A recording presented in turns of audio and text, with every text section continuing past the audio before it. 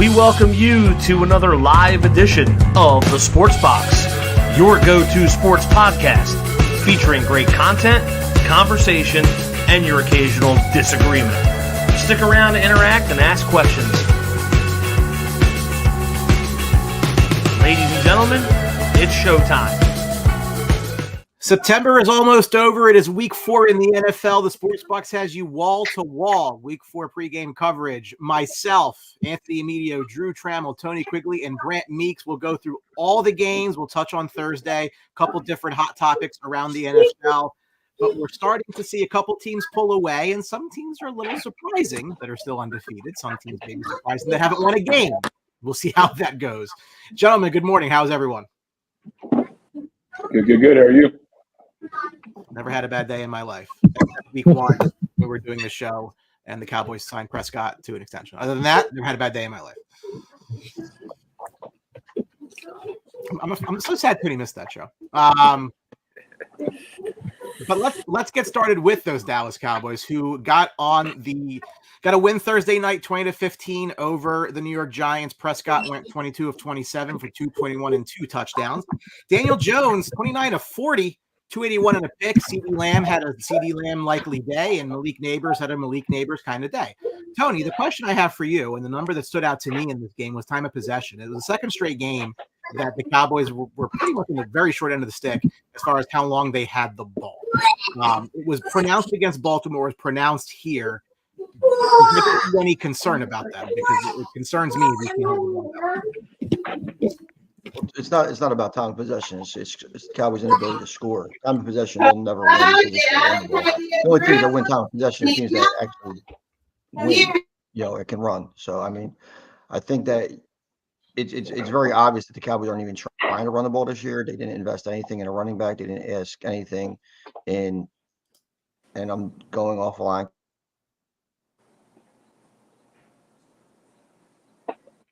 Tech problems.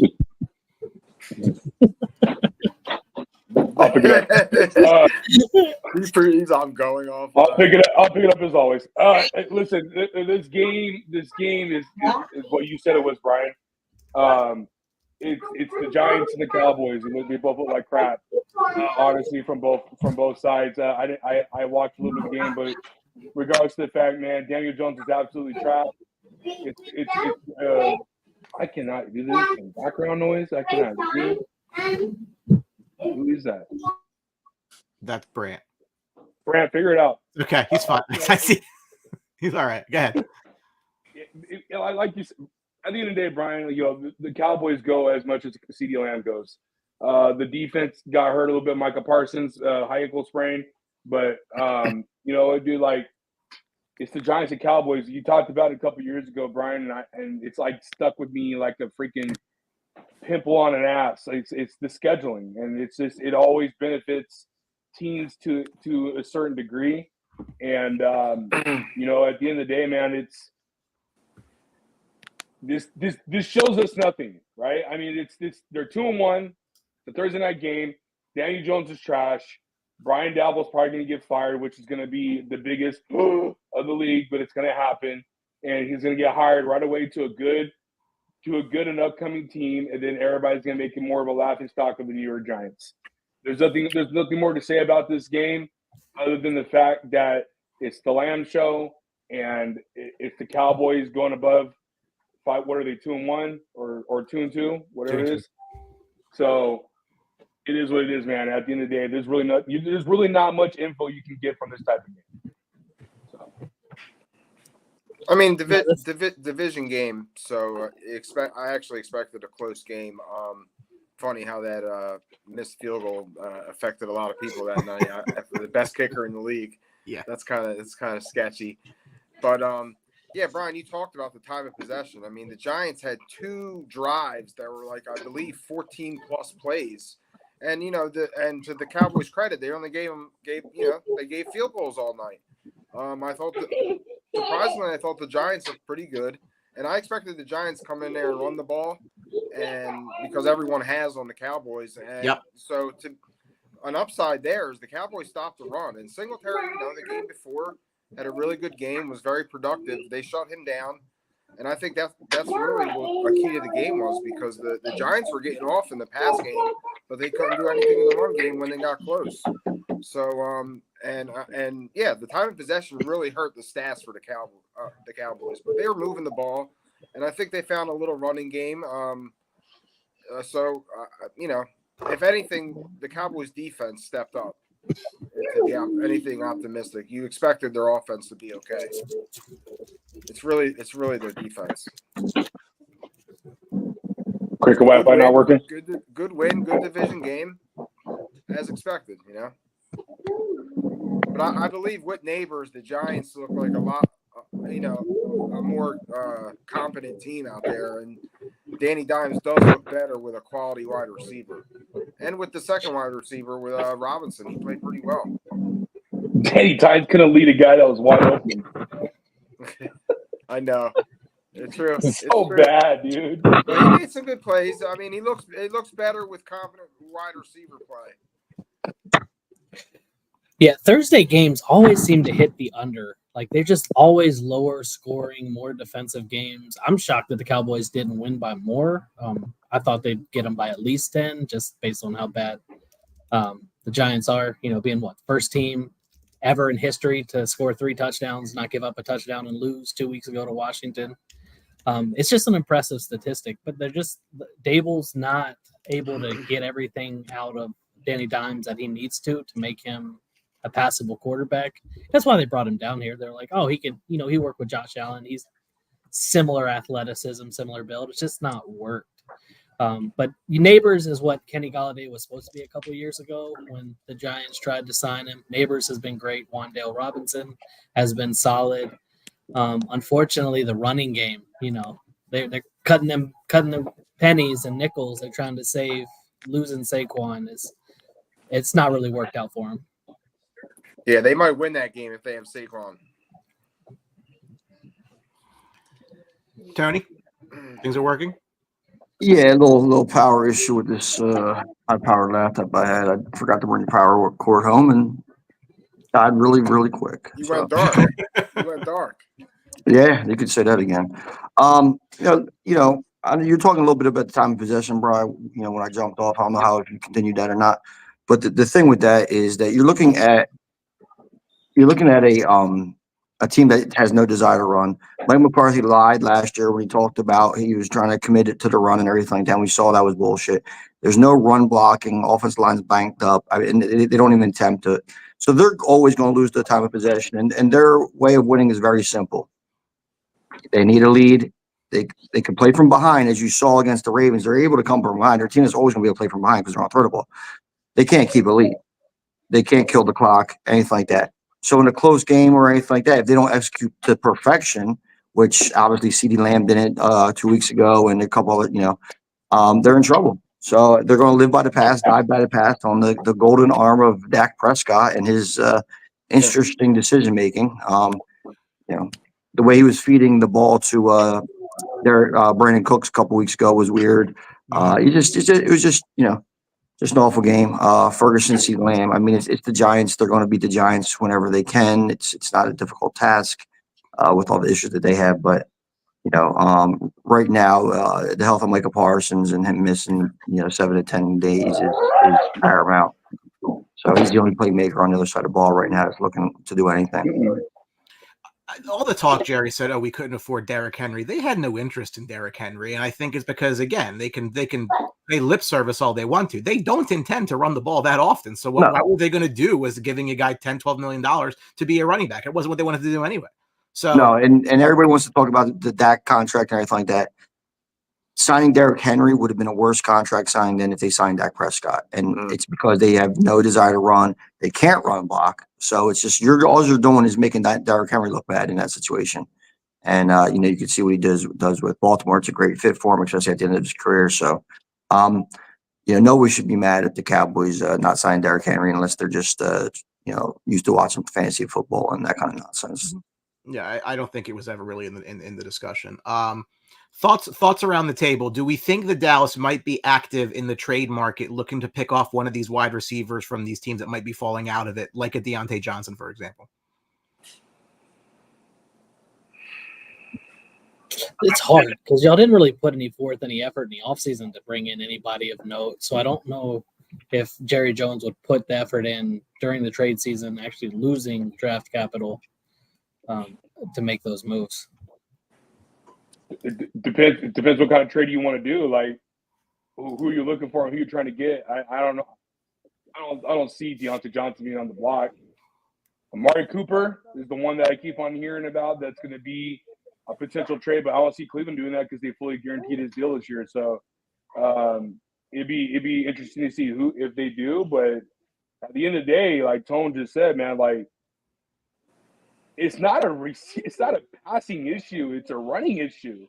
Like you got to figure out what you want to do and how you want to be balanced in the offense to control TOP, because eventually it's going to constantly bite you in the ass. You can't just live on pass. Like it's not going to work like that in this game. So until there's a head coaching change, that's their philosophy. Yeah, you need a head coaching change. Is what I was about to say. You need a head coaching change. But the problem is Cowboys. I believe we talked about it last week. I don't know if this is right or wrong, but Cowboys never made a midseason fire ever on their head coach, and I don't think it's gonna unfortunately continue this season with Mike McCarthy. Mike McCarthy's never been the answer. You never will be. So, yeah. The Cowboys are running into a stretch of really, really difficult games. And I was on the show with our friends at Review and Preview. Big Blue Avenue was a Giants, show there. And I said, like, the Cowboys needed this win so badly because they lost that game and they went to 1-3 with a week and a half until their next game and that stretch they were going to run into, the national media would have been all over them for being 1-3 and everything else. So it was a really important win for the team. We'll see what this stretch looks like. It's not going to be pretty, especially with the injuries now on the defensive side of the ball, and they're struggling to get to the quarterback. Coming into the game on Thursday, they had 7 sacks, 6 came in week 1. So they're not getting the quarterback that much. It's just a lot of things just aren't working right now, but we'll see where that goes. However, some teams are doing relatively well. There are 5 3-0 teams. Before we jump ahead, Brian, I don't mean to cut you off. No, go ahead. Brandon Aubrey missing the kick to cover. Stop. Hundreds and hundreds of millions of dollars change direction because of the best kicker in the game by far. This dude's putting 70 yards through the uprights, straight down the cock, and he blows an easy field goal to not cover. Vegas needed the Giants in the they needed the Giants in the under Thursday night. They got the exactly. I mean, hundreds and hundreds of millions of dollars. So I mean, it's ridiculous. I watch that kid every professional kick he's made, and best kicker in the league. He doesn't miss that, and he will break the record this year for longest field goal. But unless it's to cover. Tinfoil hat. Yeah. Since 2002, if you're 3-0, almost 3/4 of the time you make it to the postseason. The 5 teams that enter today 3-0 are the Vikings, the Steelers, the Bills, the Seahawks, and the Chiefs. The question here is, obviously they're all in very good position to make the playoffs, some better than others. But when you look at these 5 teams, do you think they'll all get in? Who might not get in? And who are you the most and least impressed by what you've seen through 3 weeks?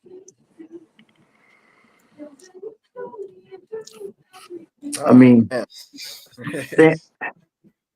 who are you most impressive? I mean, you got Sam Darnold doing work in Minnesota and keeping Justin Jefferson still fantasy relevant. Revitalization. Pittsburgh, with Justin Fields, and you're feeling some type of way about that, I'm sure. I mean, and the other guys aren't too surprising, but I mean, the turmoil in Pittsburgh with the Russell Wilson nonsense and Justin Fields getting it done, and what Darnold does, I mean, that's impressive, really impressive. Seattle too, new coach, new coaching staff, and they're keeping it together. They got a really good defense. Out of all those teams, I think they're the one that's maybe going to fall out, but maybe not because of their defense. They got good continuity in offense too, Seattle, though. They didn't lose a lot on offense at all. What they're saying is Geno Smith came into his own a couple of years ago and really kind of settled that whole team down. They still have Lockett, DK, JS, whatever, Smith-Bill or whatever the hell his name is. I mean, they have a solid foundation for that team. The coaching change was just, it's not, it wasn't too bad. I think it was the right foundation. Kansas City's a fluke, though. No. Yeah. For me, Maddie, I mean, I'm impressed by Minnesota, Pittsburgh, and Seattle for what they've been able to do. I was high on Seattle preseason. I love their defense. I love their hire of McDonald to get a defensive coach in there to do their thing. But I mean, honestly, dude, for me, I didn't take Buffalo to make the playoffs. That was my shocker for game-winning drive. Man, I feel like I'm completely wrong. I don't know what I missed there, but Shakir has been an absolute fantasy relevant stud. Josh Allen is proving his dominance so far. We'll find out tonight. I think tonight's going to be the big test for Josh Allen and his crew against Baltimore. Because if Baltimore takes this loss, man, 1-3. That is not look. Thank God that division is sucking ass, because my Lord, if they would have lost to Dallas last week and then lose tonight to Buffalo, But regardless of the fact, man, yeah, I think Buffalo's the most impressed for me, just because I didn't take them. And Josh Allen, all those questions. Hey, is he going to be able to hold his own without Diggs and this and that? And he has. You know, Joe Brady is not getting enough credit. Probably going to be the hottest candidate, you know, outside of once the season's done. Other than that, man, it's going to be the least impressed, Brian. If I had to pick, man, it's Kansas City, but it's also they're winning. You know, they're not playing good, but they're still winning games, and that's championship culture. Regardless of, we want to talk about the Zebras. I mean, yeah, sure, there's a compelling case with that, but regardless of the fact, you still got to get it done, and they're still getting it done. They're not playing great Kansas City offensive football or defensively, but they're still finding ways to win. And championship teams always find ways to win, and they're finding it. And but if I had to pick least impressed, Brian, from a performance standpoint, it's the Chiefs. 17 interceptions in the last 18 regular season games for Patrick Mahomes. That's a staggering stat. That's crazy. So other than that, yeah. And my son said, "Haha."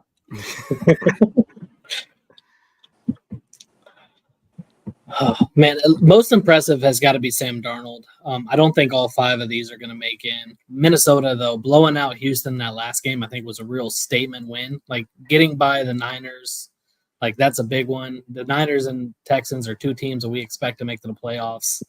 And then to just dismantle Houston the way they did. If I'm looking at, like, least a team I don't think will make it, I don't think Pittsburgh's going to be able to keep this up.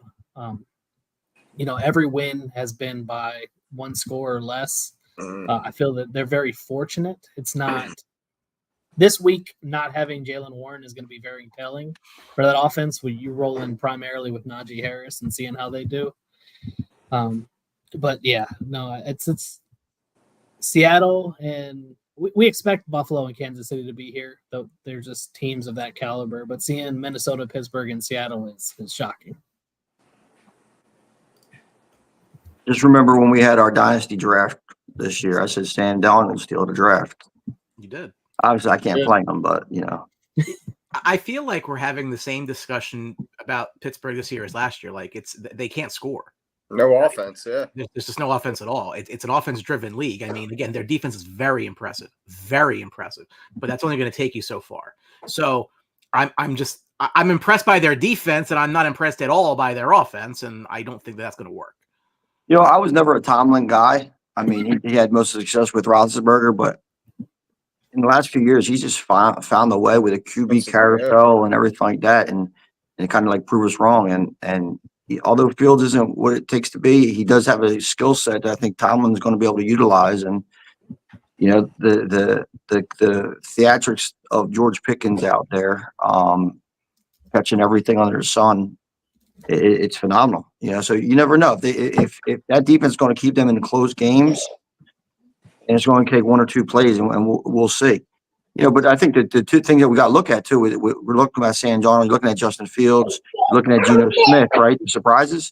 These are quarterbacks that were written off, maybe tried to force to develop way too early, you know. And I think bad coaching. I mean, you think some of this stuff that goes on. A lot of times you got to give these guys some time to develop. I mean, if you're looking at some of the things early on, Aikman, Manning, these guys, they were thrown in the spotlight and they were allowed to fail until they got good. And they didn't get good. They got great.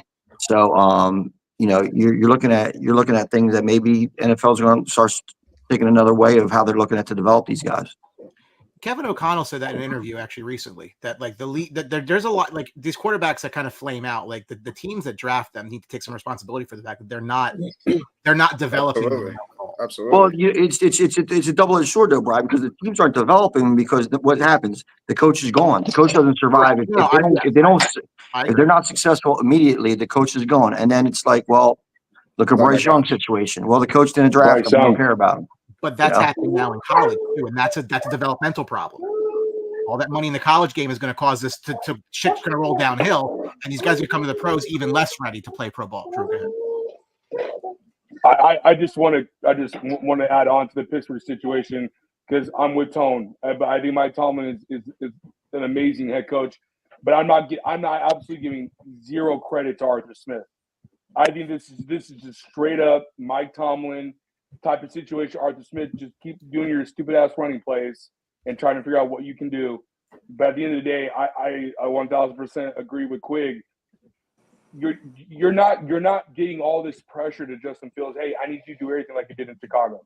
No offense to my boy, but it's a different situation. It's a different organization. It's a different coaching. It's a different philosophy for what you need to do with Justin Fields.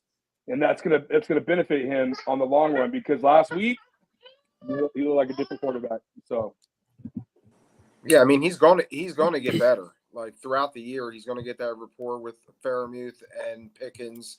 Like it's gonna take a little bit because his issue is really standing in the pocket, reading defenses. So if they could get him to do that, I think Pittsburgh's gonna be really dangerous. If they could score somehow, get 20. 21, 22 points a game, average maybe. You're not going to want to play Pittsburgh. And that's what Tomlin wants. He wants mucked up games, no turnovers, defensive games, run the ball, and that's what you're going to get. And 20 years ago, that may have worked. I just don't think it's going to work now. I mean, that's the reality of it. The league has changed. Yeah, true. On the other side of the coin, 3 teams enter the day with nothing on the win column: the Bengals, the Jaguars, and the Titans. It's extremely difficult to make the playoffs when you're 0-3. That we know. But if you are looking at these 3 teams and you had to pick one to turn this around to get into the playoffs, who would you pick and why? To me, I think the decision is actually really easy. Really easy. Yeah, it's got to be. Yeah, the Jaguars are awful. One of the worst offenses I've seen recently. The blowout last week to Buffalo was an absolute embarrassment. ETN averaging 6 yards a carry and you give him 10, 11 touches. Like that's nuts. You've got as overvalued as the running back position is nowadays, you have a great one. Use him until his wheels fall off. Don't just barely give it to him. Like it's crazy. The Titans have no semblance of an offense. It's 1 week it's D-Hop. The next week it's Ridley. Pollard gets some touches. Pollard doesn't do anything. The Bengals have an identity. They just haven't been able to put it together yet because I think something's wrong with Joe Burrow's wrist. The way he's flexing on the sideline, something is off. And then T. Higgins is coming back. Like they're gonna start to get healthy. And Jamar Chase is gonna catch fire. They're gonna be fine. Bengals will be fine and get some wins, but I don't see the Jaguars or Titans doing anything of note this year. Real quick, dude, I just want to say something real quick about this entire thing. 2 of your top 5 quarterbacks are 0-3. Yeah, Brian. That's something to throw out there because Trevor Lawrence and the Jaguars look absolutely awful. Yeah, it might be a coaching thing. It might be Doug Peterson and the offensive coordinator who is absolutely trash. But the Jaguars' offense looks absolutely putrid. The defense doesn't look good whatsoever. Trevor Lawrence doesn't look good whatsoever. He looks like he's lost all ability that he was 2 years ago. Cincinnati Bengals. Yeah, it's a risk to your brand. I hear you, but I'm sick and tired of the effing excuses this guy gets. Get healthy, bro. Like, figure it out. The Bengals can't stop anybody. The defense. I will say the defense is one of the worst. Yeah, it's one of the worst. But But regardless of the fact, like I'm just sick and tired of hearing T. Higgins and Jamar Chase always going back and forth. Oh, don't start me this week and blah blah blah blah. Like, dude, like just go play football. Just go play. If you want to play, go play football. If you want to go sit and make a business decision. I understand. I get it. But at the end of the day, dude, like go play football. And if I had to pick Brian just because out of petty, I picked the Titans. Other than that, dude, I can care less about these two teams because they both suck ass. So all three of them suck ass. But at least the Titans have a defense. Yeah. Well, I think the thing with the Bengals is that they start slow start every year. I think we're just assuming that they're going to catch fire because the last few years it's been same old 0-2, 0-3. It's the same old process for that. They got too much talent. They'll turn it around. But the Trevor Lawrence apologist on our panel here needs to kind of take a real hard look at reality. And it's really weird because Brian, you always harp at Trevor Lawrence and you say talent. As a cerebral person yourself. Mm-hmm. Although your stubbornness gets in the way sometimes, you discount the talent between the ears. And Trevor Lawrence isn't showing any of that. He has all the physical makeups, but he's one injury away from Jamarcus Russell right now at this point. I mean, he has looked like he doesn't know what the hell he's doing out there, and the Jaguars are impacting. And Brant's point was good on the ATN because when you look at it, he was drafted higher. It was like, why are you drafting a high running back? They got lower, Fournette. Well, okay. But guess what? Start using them because the kids could do everything on the football field, So I think that's the thing. When you're evaluating these quarterbacks, Deshaun Watson was big high up there. Trevor Lawrence big high up there. They don't have it between the ears, and that's what you need to realize. I think if Trevor's on a different team, the team might be undefeated. Pittsburgh, Seattle, Minnesota. I'm not a Doug Peterson guy. Never you don't was. Have talent around him. He's got enough talent. Brian Thomas Jr. is shown out. I mean, okay, good. Evan Ingram has been hurt, but his backup Strange came in there and did the job too. So I mean, they lose the game to Miami. That's a tough loss. Two good teams at the time. Okay. The Browns loss shouldn't happen. I'm not going to blast them for going into Buffalo and losing to Buffalo. I'm not going to do that. So they should have lost that game. They would have lost that game if no matter how good Trevor was going to play. It was Buffalo and Buffalo. I don't think. They're not even bringing up. They're not even bringing up the investment that the Jaguars put into the offensive line. Well, not just the outside skill position receivers. They invested into the guard play. So let's not act like he doesn't have a line in front of him. He does. I think the Jaguars still can have some kind of redemption because of the division they're in. I mean, Houston has shown that they're capable of what they did last year, but the Titans this year are god awful, and Anthony Richardson is he's not there. Oh he's not there yet. Let's just put it that way. The easy pick is Cincinnati, because and really, look, if you think Pittsburgh's going to fall apart, and I do. Then they're essentially tied with the only other team I'm worried about. So there is no reason they're not tied. They're one behind. There's no reason the Bengals can't win the division at this point. Like, it's not like the Ravens aren't running away with it, and the Ravens are who you're concerned about. If Pittsburgh's going to fall off, we all seem to think they're going to, then it's going to come down to Baltimore and Cincinnati. No, but Bengals don't have a defense, though. That's the issue. Yeah, they don't have. They have one last year. The year before that, they had a pass rush. They got rid of Jesse Bates for nothing. Well, my point is that of the three teams, their road would be easier. Listen, the percentages are going to catch up with the Bengals. You can't keep starting every year off slow, and I mean it's going to catch up with them. It's the turmoil in the offseason, and now we're seeing a defense that is just there's no pass rush. They're not stopping anybody. So you're depending on Joe Burrow to drop back 40 times a game, throw the ball. I mean, it's not a real winning recipe. You talked about it with the Cowboys. So I mean, I don't disagree with that. So I mean, the Bengals are in real trouble. I'm concerned about we'll talk about it, but I'm concerned about the Bengals today. I really am. If you can't stop Andy Dalton today, it may be a wrap.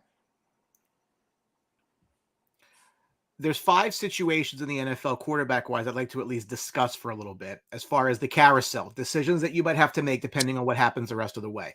First is Minnesota. So we noted that Darnold's playing really well. They did draft J.J. McCarthy high in the first round, and he's out for the season. Let's say Minnesota keeps this going and Minnesota finds their way into the postseason. What do you do at quarterback? Do you bring Darnold back? Do you push McCarthy back another year and the investment you put into him? Do you get into a bidding war with Sam Darnold, who could be Baker Mayfield 2.0? It's very simple. He drops it. I guess it wasn't that simple. I think you bring back Darnold, and in the offseason you start over and do a quarterback competition.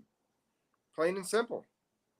I can't see you just plugging McCarthy in and saying, go ahead, go make the playoffs, go win 8-9 games, possibly 10 games the Vikings can get to. I don't see it. So you keep Darnold and you start the competition over again. I mean, Real quick, I'll go. If McCarthy is starting this year, I mean, are they 3-0? I mean, how are they playing? How's he play against the Niners and the Texans? Being a rookie. Real quick, I agreed. Dan. Real quick, the franchise tag. I think he's still an option, right? Because he's still part of the team, and I think they can tag him. Tag him 1 year. See how JJ does. Doesn't do good. Do what Ant said. It's that simple. I'm not going to get rid of him. You know what I'm saying? I don't want to get rid of him just because I have JJ McCarthy. Well, we have not seen what he can do in a live game. You don't know nothing. We have seen what Sam Darnold could do under Kevin O'Connell's offense. But to that point, Joe, I think it works both ways. If you're Sam Darnold, you may not want to leave. This is the most success you've had in the NFL. Yeah, that's why you give him a 1-year deal. I'm saying Sam Darnold may not want to leave either. Don't do what the Giants did and give out a full-fledged contract and be idiots. You got to see consistency first. So we'll see how the season goes, and if he makes the playoffs, give him a 1-year deal. I think you give him more of a deal like Kirk Cousins did, with maybe not as much money in regards to it's a 4-year deal, which is a 2-year deal. Kind of gives them a little bit more security, load up the sign-in bonus, and take it from there. Because, I watched every game JJ McCarthy played in college, and he does some things amazing. I mean, top of the line, accuracy, decision making, everything like that. But he hasn't done it at the NFL level yet. So I think it's something that if you have him waiting in the wings and he starts to wow you a little bit.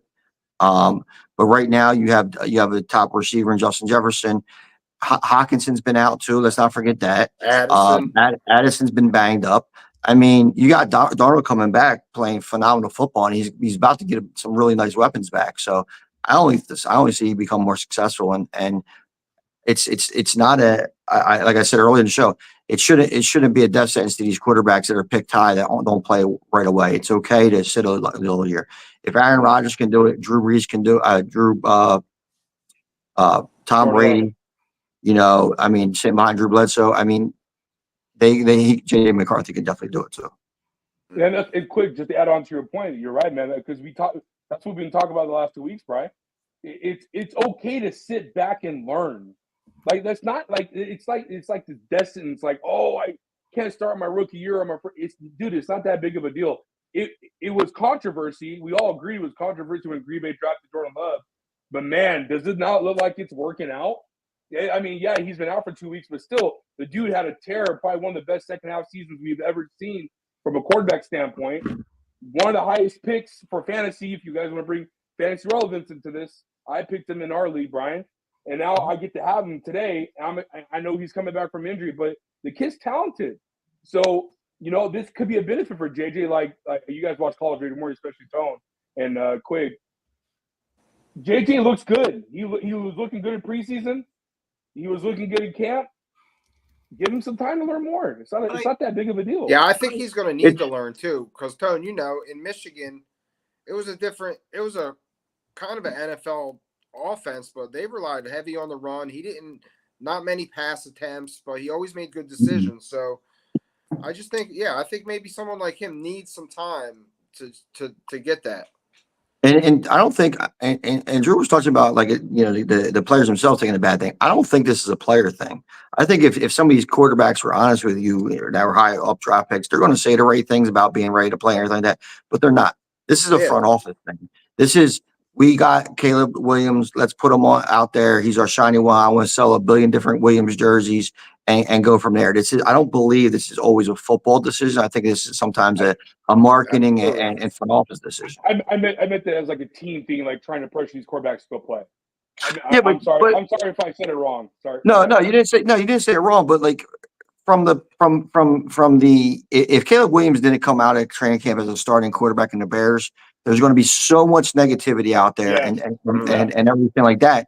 That the team was like, you know what, it's easier just to have him to go out there and suck on ice and we'll deal with like that and have him develop like that than have him come out as a failure, you know? Great point.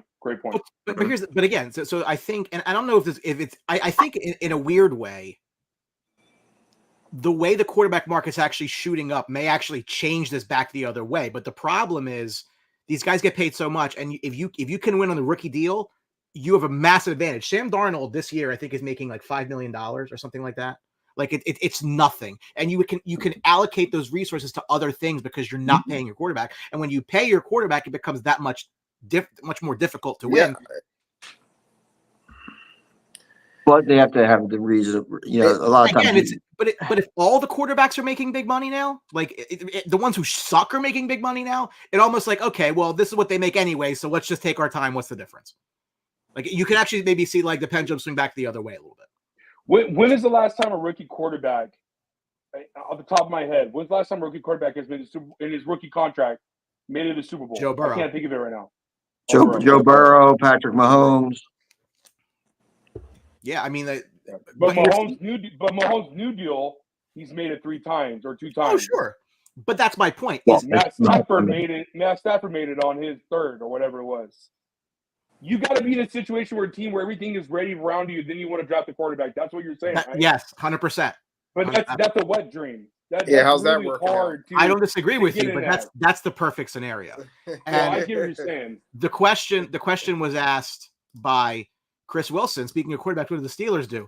Thank you for my segue, because that was the next team I wanted to talk about. So they're 3-0. Their offense can't do anything. It's actually embarrassing how offense is not doing anything at all. Fields is averaging 172 yards a game passing. He has 2 touchdowns all year with a pick. Russell Wilson sitting on the bench. Now, you're winning, right? So it's one of those things where, like, don't get up off a heater. If the team continues winning with this formula, what do you do at quarterback? Is this Fields' job until they lose and then you figure it out? Absolutely. I mean, Russell Wilson's inactive today. I mean, he's not even on the bench. He's inactive. So, I mean, you're looking at a situation where it's crazy. You're winning. That's fucking insane. He's got the Anthony. We're calling him Anthony Davis, Mr. Street Clothes now. You know, so it's like when you're money. Oh my god, fucking insane. But you know what? Like I said, they're winning, and they're winning with defense, and they're finding ways to win. I don't even really think that they're a great running team. Even, you know, I think his legs kind of skews that, but they're finding a way to win. And until they go on a 3-4 game losing streak, then they're still going to go with Fields. A lot of it has to do with schedule too. Yeah, they got to go on a little losing streak where they're totally – I mean, they're inept now, but it'd be even worse for them to really change, I think. I mean, like you said, he's not even active today. So what's going on with that?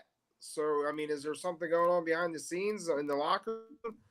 I mean, so, I mean, everywhere he goes, there's something going on. Yeah, always issues. It's crazy. It's unbelievable. So, yeah, I mean, this is Justin Fields' job. I mean, he can't. I mean, it's going to be. I think it's going to be really hard to lose. I don't think Tomlin wants anything to do with Russell Wilson drama. I really don't. Yeah, and this brings you to my next the prediction I made in game-winning drive. I think Russell Wilson's going to go to Miami. Yeah. Eventually, this is going to happen. It's going to happen because unless Snoop works out on Monday and it's like kind of decent, I wish it's going to be hard because obviously he's a journeyman. But I think Wilson's going to end up in Miami because they're going to try to salvage some type of season for them. Other than that, though, but Brian, I want to say something real quick about Justin Fields. It's working. If you're winning, why would you break it, right? I mean, you're a component about it. We're all components on it. If you win, you're doing your job. You want to talk about a situation. This is a perfect situation for a team that has everything, right? I think they have a great line, even though they lost their I think his name's Fontu for the season. That sucks. It's a tough loss. But other than that, man, their D line is good. Ant's talked about it. Their linebacking core, their corners. Joey Porter Jr. is having a great second year. The offense is good. George Pitts, Pat Fryermuth, who I selected today as my tight end standout for the day for fantasy. It's good. He just needs to do enough to be competent to be able to win games. And I think Justin Fields can do that, which Quick said. They use his talents to win. Just be productive enough to win. Field battle, TOP, let the defense do its thing, and don't let Arthur Smith F it up. It's that simple. Here's another thing, too. Like, so Justin Fields right now isn't a good quarterback, and I don't think he's ever going to become a great quarterback, and I don't think anybody does. But if you look at the schedule before the bye week, right, they had 7 games. He's probably better than 4 of the quarterbacks.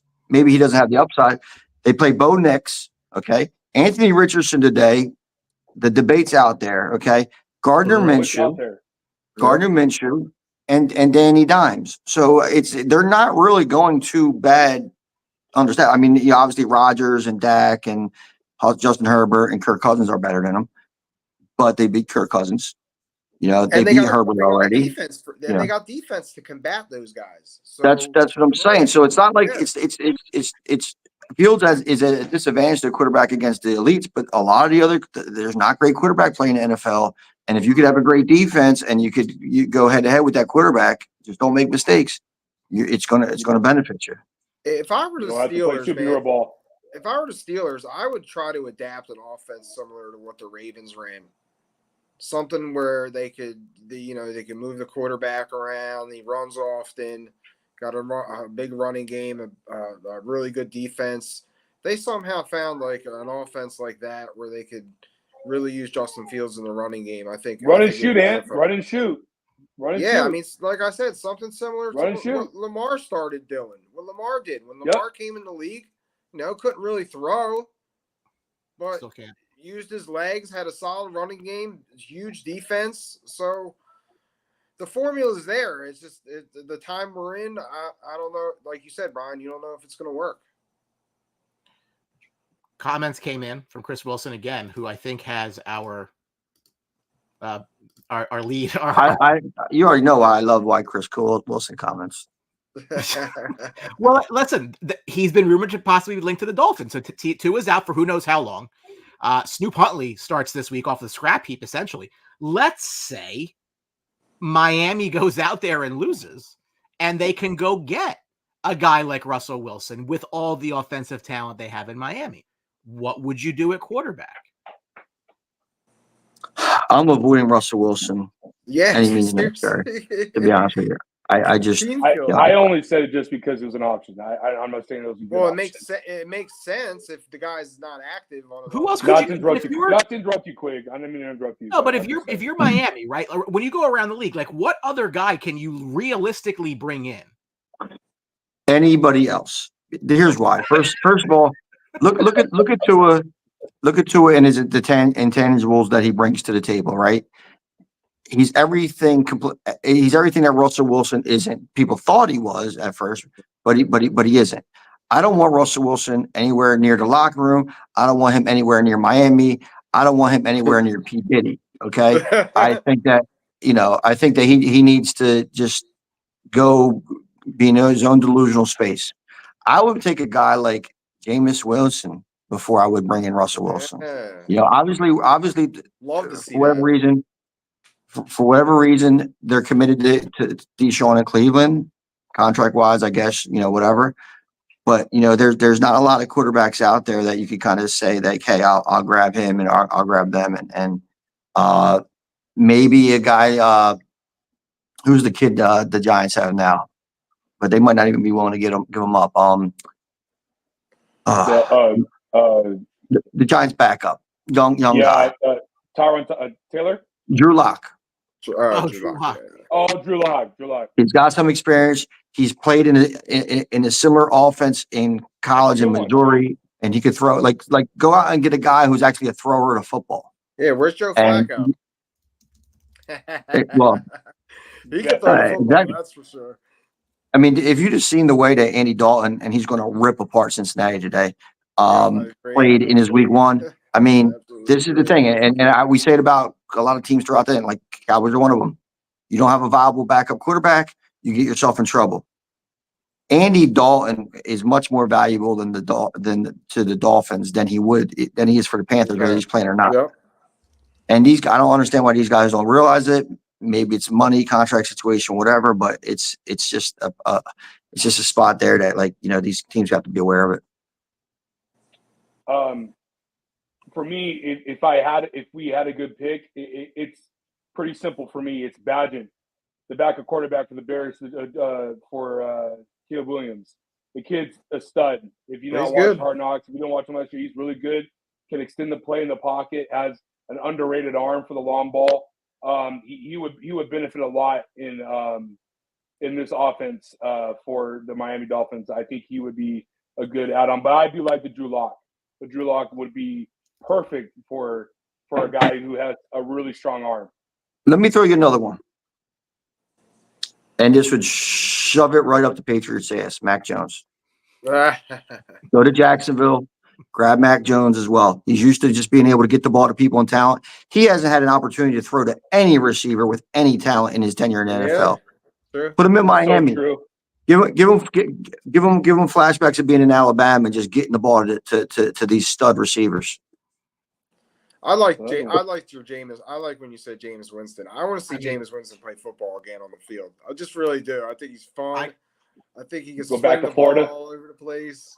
Like I really like that. Yeah, I mean, I have the people that hang on my every word and outside the box saying that the Jaguars should actually start Mac Jones. So maybe they don't want to give him up. You can't do that. You can't start Mac Jones. You're Jacksonville. You live or die with Trevor Lawrence. I bet you just fired that coach. $200 million. Different conversation. I'm a Sam Howell fan as well, as everybody knows. And in Seattle, I think he's just waiting for Geno Smith to move on. For the Panthers. So Andy Dalton goes in and gets a win. They claim that they want to go back to Bryce Young later in the year. Let's say, because that's the likely scenario, that Carolina is picking high in this draft. What do you do at quarterback? Because you put a massive investment into this player and have done very little to surround him. And everyone's, how come Andy Dalton goes out there and wins and he can't? No. Andy Dalton has nothing to lose in this situation, right? Bryce Young has come into the league in a disaster. I mean, we talk about developing quarterbacks. They've done nothing to develop this quarterback. Andy Dalton's just a veteran guy. He can go wherever he wants. This happens all around the league. So when Joe Flacco goes into Cleveland last year and plays well, they've been vets. They've done it. They're pros. Okay. So given the fact that you put all of this draft capital into this player, whether it was a good idea or not, you did. Is there a scenario that you see realistically that they just go draft somebody else? I want to push back. I want to push back to your narrative saying that the Browns are talented. No. My point is that Joe Flacco goes out there and just plays because he has nothing to lose. Like, there's no pressure on Joe. There's no pressure on Andy Dalton. There's never pressure on the backup quarterback. That's why. My point is that Drew, the Panthers are a talented team. They're not bad. They invested into their offensive line. Go look at their grades, Brian. If you like numbers, the offensive line has played decent above average football. It's Bryce Young mentally. No, but Drew, Tony just told you in between the years. But when that's a talent. When you get it, if you're going to say he's short, that's fine. We'll have that conversation. I think he's a bright kid. The difference is I'm not talking about his physical stats. About his mental. But you bring in a head coach that you fire in the middle of the year in the kid's rookie year. You bring in somebody else. Like, there is no continuity there. There's nothing. Yeah. No, there's not. Tepper is the worst owner in the NFL. I don't disagree with you. I know. Close. Do they right now in this quarterback crop and that's coming out of college right now? No, I think I'd take Travis Hunter and run with it. I think another skill position player on that team would do wonders. Deontay Johnson looks like it. They haven't even seen Jonathan Brooks on the field. Give this kid weapons, see if you could develop with it.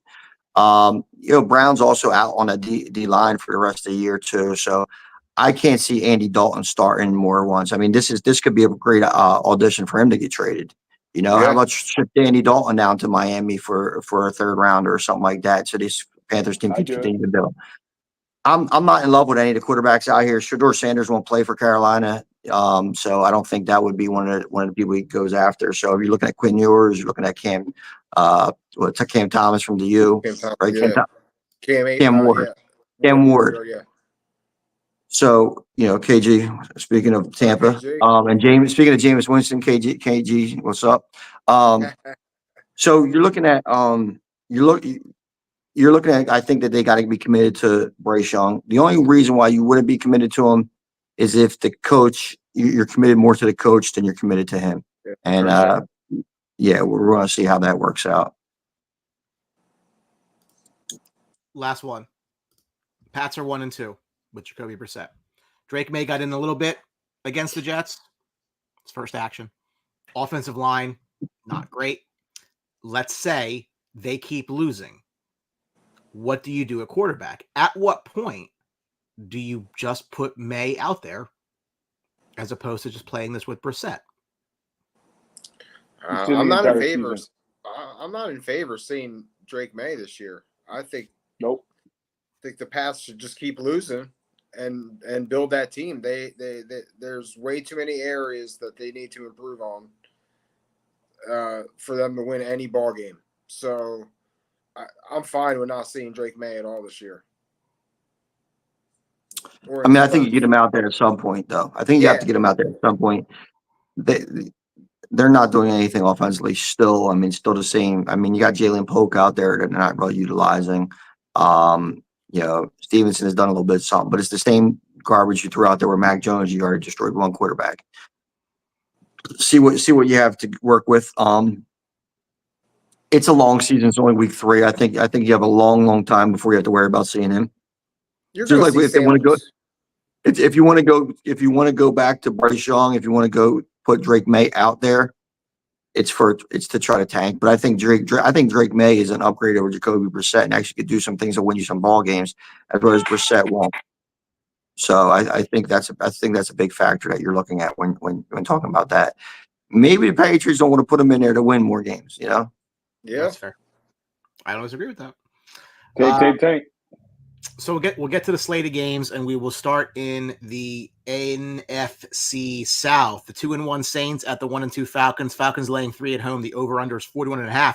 Alvin Kamara is the first since Christian McCaffrey in 2019 to have 275 plus rushing yards, 125 plus receiving yards in the first 3 games. Would you believe that Kirk Cousins has tied Dan Marino for the 4th fastest to 40,000 passing yards? How about that? Wow. I mean, well, yeah, I would believe it. I mean, I'd also believe if Dan Marino was playing this week, he'd actually probably he'd already throw for a 4 consecutive 400-yard game. Yeah, about right. Yeah, he'd be slinging. Talk about an old player that translates perfectly into this modern age. Yeah, he would be so disgusting. Your thoughts on the Saints, who were the talk of the town until the Eagles came in and it was just a low-scoring game, which frankly the Saints could have easily won. They don't, have 3 guys run into each other, but they didn't look very good offensively last week. Is that a blip, or do you believe that this team can be what they were the first 2? Well, the Saints got banged up in that game, and I think the difference is they finally found a team that had some size up front. The Eagles definitely are big up front with those 2 boys from Georgia. So, they were able to kind of contain the run a little bit. And I just think it was just one of them games where they were a little flat. It was matchup, right? Styles makes fights. The Saints in the running game. I mean, everybody is showing that you could run against Dallas. It's not a huge feat, So once they found somebody that they had to stop the run, Olave wasn't able to get open as he used to, and I think that's just kind of made for an ugly game that the Eagles pulled out. I'm not panicking if I'm the Saints. I'm not panicking if I'm the Falcons. I think it's going to be a pretty good game. Line's probably perfect where it needs to be. Even though Kamara has a great start of the game, I think Bijan Robinson is the best back on the field. So I think if they get him the ball, whoever makes the more explosive plays is going to win this game. That's going to be either Robinson, it's going to be even Rashid Shaheed, or one of those guys kind of taking the top off it and making the big plays. So it's going to be a close game. I'll take the Falcons at home. I'll sniff the over a little bit. I like them to hit about 42, but Yeah, I'll take the Falcons as well. I think it's going to be a really good game as well, division wise, and interested to see the Falcons secondary to be able to match what Philly kind of did last week. And game always starts and ends in the trenches. Love to see how this game plays out, but you can go either way on either team. But yeah, I'm going to go Atlanta here on this one, just because it's at home, and I think Kirk Cousins is going to have a nice little game. DeMarcus Lawrence dealing with a Liz Frank injury to his right foot because the bones were not displaced. He would not require surgery. 4 to 8 weeks. That's not good. So they weren't getting any pass rush anyway. Yeah, I think I like Atlanta at home today. I mean, again, I didn't think the Saints were going to be this dynamo all year long. Again, I like Atlanta's talent in the offense. I'd just like to see him get Kyle Pitts more involved. I mean, is that my fantasy team? Yes, so I'm biased, but at the same time, guy's got so much talent. I mean, why are you not utilizing him? I mean, I will not understand why they just don't use their passing threat a little bit more and more. We'll see where that goes. Obviously, they can run the ball if they need to, but I do like Atlanta in the game. Oh, yeah, not good for Atlanta fans. It's going to be a sweep. I'm feeling Atlanta here at home also. I think the Saints are banged up. Kamara, they said, banged up with ribs. Olave also banged up. I think Atlanta's secondary is probably one of the best in the league, but both safeties are really good. I think I like that matchup. I think they could hold the Saints today. And I'll buy the half point. I'll take Atlanta 2.5. And sneaky anytime touchdown. These guys getting a lot of looks. I like Darnell Mooney today. Find the end zone. He had a good game last week. Bijan Robinson over 100 yards combined. That's his number. Rushing and receiving. Sniffed it up to 125 to get some plus money. We all like the Falcons, so clearly Saints by 10, right? So yes. So it goes, right? The Rams 1-2, the Bears 1-2. Bears laying 3 at home, over unders 40.5. Stafford 12-9 career against the Bears, 5-6 on the road. The Bears have allowed the lowest passer rate in this year at 66.2. They hadn't even played against Caleb Williams, so good for them. And your team, your floor. Right, it's real quick. Fuck the Bears! Fuck Chicago! Fuck you! Brian, I have to send you a new Bears Stu Feiner Bears soundbite that was on this week's episode. It's very good. I think you'll appreciate it. Okay. And I kind of agree with Stu Feiner right now because I'm just I don't know how to root for a team or take a team today that I can't run the football and can't protect the quarterback. So it's real frustrating right now. It seems like I'm just watching the same thing from last year. Horrible play calling on the offensive side. An offensive line that was supposed to be ascending, now they're descending. Swift, horrible signing. I never really agreed with it. I thought he was never a full-time back, which they were trying to make him. So today you're going to see a lot of Roschon Johnson. He's going to be the starting running back. He's going to be getting a lot of touches. I think they're going to try to run the ball today. But unfortunately, I don't like the Bears today. Like I said, I cannot take a team that can't protect the football, can't protect the quarterback, and right now is horrible coaching. So I'm taking the Rams on the plus money today. I don't know how the Bears are favored in this game to be. Well, I kind of do because the Rams are so banged up. But I mean, I don't see it today. I'm just not a fan right now. I'm frustrated with the offense. I'm frustrated with the coaching. I think the coaching is really hurting this team. This team is their talent is regressing when they were supposed to be progressing. So tough times right now. So give me the Rams today. Like I said, I think Rams on the plus money. I think they'll sneak this out. Give me a healthy dose of Kyron Williams and Colby Parkinson. I got the Rams. I think this is a really good case of why you don't draft a wide receiver and so early when you have so many other needs. Yep. I mean, there was some quality tackles to be had right there for the Bears, and instead they take a Tuesday, which Tone, is great. But I agree, but uh, the projection of this offensive line was supposed to be they were better. They had a good end of the season, so I could see where he wasn't, where he thought the offensive line was set. So I mean, it's really just about the guys. They're not playing well. maybe they don't want to block for Williams. Who knows about that one? But they're not blocking for Swift either, so it's a little difficult. I just feel like even if they're playing well, yeah, and you have a good group and you could add a talent on the line, and I think it's his. Drafting a wide receiver high is a cherry on the top. It's not a need, and you look what Neighbors are doing. He's carrying the Giants' offense, but they're still losing. You know what I'm saying? There's still so many holes out there. So Yeah. I mean, I get it in this era of scoring in fantasy football. You want that star player, but outside of Mike Evans, who was assisted by Tom Brady joining the club, and no high wide receiver has won a Super Bowl. So I mean, it's just not conducive. Keenan Allen is back today. I don't know if that gives them any hope, really. I just can't honestly pick Caleb Williams to be Matt Stafford at all. Yeah. I think Kieran Williams has a day to day. He's kind of been up and down this year. I think he'll find and Stafford will find a way to hit one of those no name receivers to kind of get things done. I'll take the Rams and I'll take the points. Yeah. Trade. Brian Poole should have traded back. I know he tried to, but Roman Dunze was never the pick. He should have never been the pick. I agree. I just think for everything everybody has said, like you're not in the spot that you need to go pick up. You go get a receiver. It's not as if you got DJ Moore in that deal. You had just brought in Keenan Allen. How many receivers do you need at one time? Like, is that really what you needed to do? You need to protect your quarterback. I understand what they're trying to do is they're trying to put so much around him.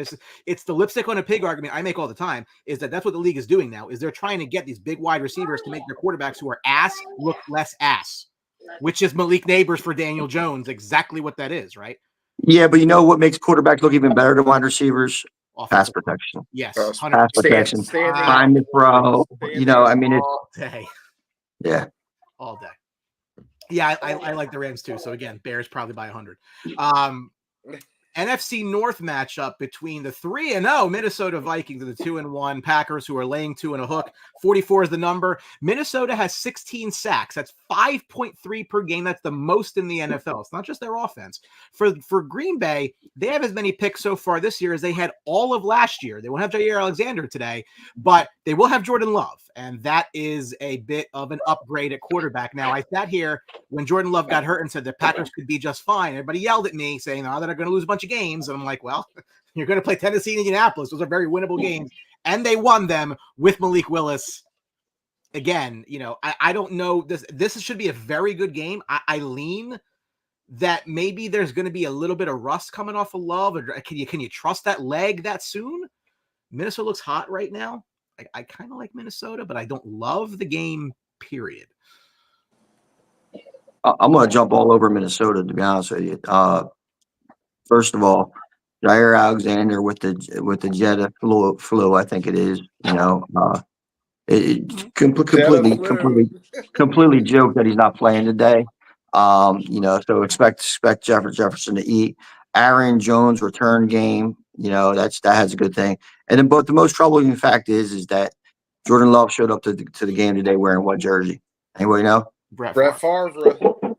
Brett Favre. So that means he's going to throw 3 or 4 picks today. So we'll see. Maybe even scam some underprivileged kids too. Poor guys. Give me the Vikings. Give me the Vikings. Give me Jetta over 80 yards. I'm glad I got that in. I was up at like 4:00 in the morning and I got that bet in. Probably hits 100 easy today. So give me the Vikings. I'll get the 2.5. Thank you very much. Yeah, shout out. I'm not a fan of what Favre's done, but I had a friend that had Parkinson's and it's a tough disease. So shout out to him and his family for going through that.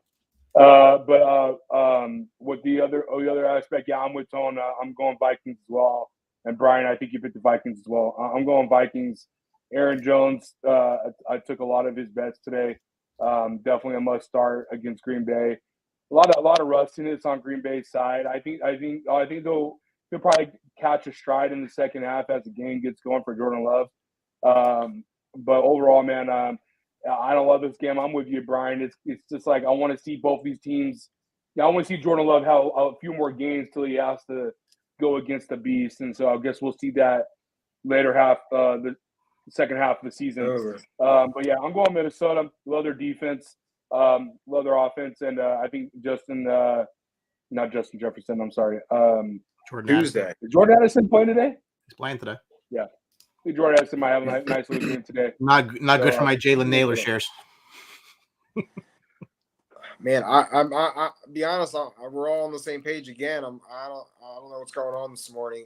I just think this is a tough game for the Packers to bring back, maybe possibly a rusty Love. I mean, this defense for Minnesota is on fire. I think it really depends on how Green Bay handles the blitz today. I think they're gonna fire away on Love to see what he's got.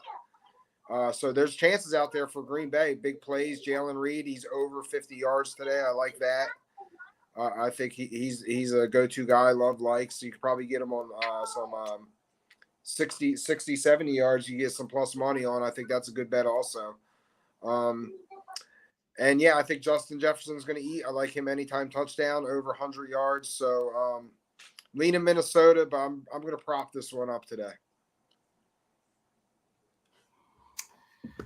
Break up the Pittsburgh Steelers 3-0 into what is arguably a pretty good matchup for them against the 1-2 Colts. Pittsburgh's laying 2 and hook on the road. The over-under is 40. Pittsburgh is 3-0 for the first time under Mike Tomlin. And did you know that the Colts have just 36 pass completions all year? And that is the least in the NFL.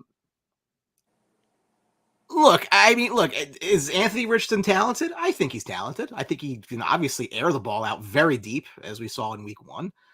But don't you got to throw the football a bit to win in the NFL? I mean, how do you have an average of 12 completions a week?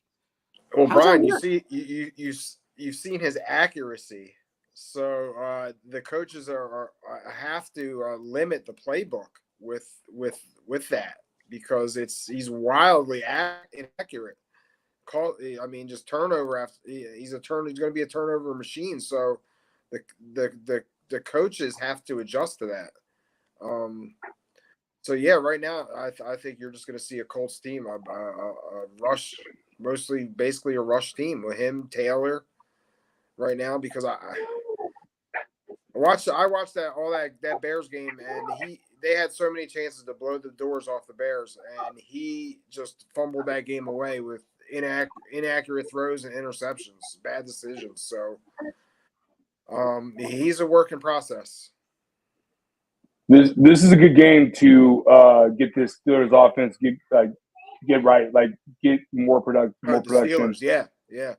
George Pickens, Pat Frymuth, Justin Fields. I'm starting him today in a couple of my leagues.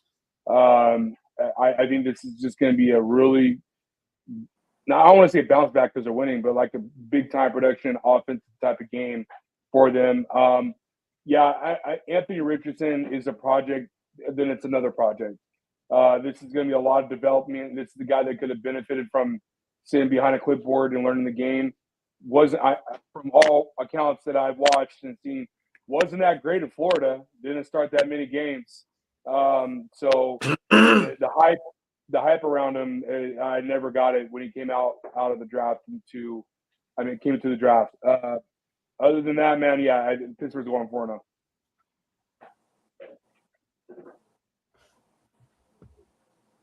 This game right here, obviously there's not going to be too many forward passes thrown, right?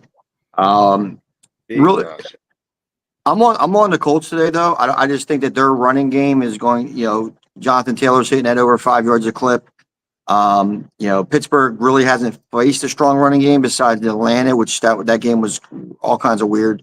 So I'm gonna like the Colts today. I think a defensive touchdown, either side might throw this to the over. But give me the Colts, even though Anthony Richardson should not be starting in the NFL at this point. I like Drew said, I watched a lot of his games in Florida. I had him as a fantasy player in Florida, bet on him rushing in Florida, never bet on anything pass wise. And I think that the way that they threw him out here because of the talent, and I think he could throw the ball far. He could run fast. But that's not make up an NFL quarterback. So if they don't start really utilizing his strengths and forcing him to run with Jonathan Taylor, they're going to have trouble. But I do think they get enough to actually hand Pittsburgh his first loss. I'll take the Colts. Give me the points at home. Today I think is a Najee Harris day. Colts cannot really stop the run. They're not really a good run stopping team. So prop wise, I like Najee to actually score today. Give me plus 60 yards. Give me some plus money on that. So I like Najee Harris today on the prop side. The matchup is right. The play is right, but I just don't think Najee Harris is any good. He's got. I hear you. He's regressing. If today is the day, if any day, to pick Najee Harris because of the matchup. So I think today could be his day. Some production there. They're going to run the ball, like you said. I mean, it's going to be. I actually like the under in this game too. I can't see a lot of points being scored. Rams Puka Nacua expected to miss at least another month. That's what the sound you hear of my fantasy team getting it right in the ass with no lube. Call Diddy. No Diddy. No, Call Diddy. no. Call him up. Costco. The Zach Wilson Bowl will take place today as the Denver Broncos at 1-2 visit the 2-1 Jets, who are laying 8. The over-under is 39.5. Bo Nix, the lowest passer rating under pressure in the league at just a robust 12.2. Aaron Rodgers has a 5+ touchdown to pick ratio for the 8th time in his career. That's the most in the history of the National Football League. Jets fans don't know what actual quarterback play is like, but they're getting used to it. I mean, I don't know. I mean, the Broncos with a shocking win last week to cost me money against the Tampa Bay Buccaneers. Don't think they got 2 in a row in them. This should be a Jet win, but they're the Jets, so there's always that stigma.